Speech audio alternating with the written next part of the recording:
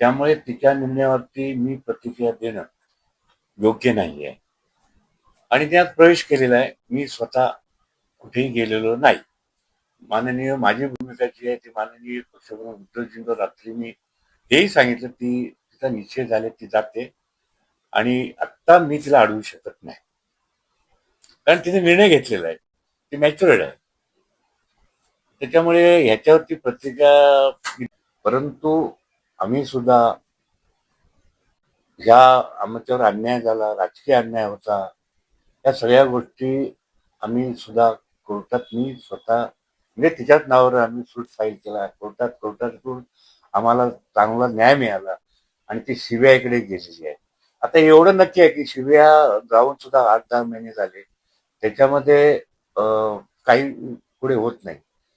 दुसरं तुम्ही मला प्रश्न विचारलात की कार्यकर्त्यांवरती केसेस झाल्या. कार्यकर्त्यांवरती केसेस झाल्या त्या चुकीच्याच होत्या. कारण नसताना त्या केसेस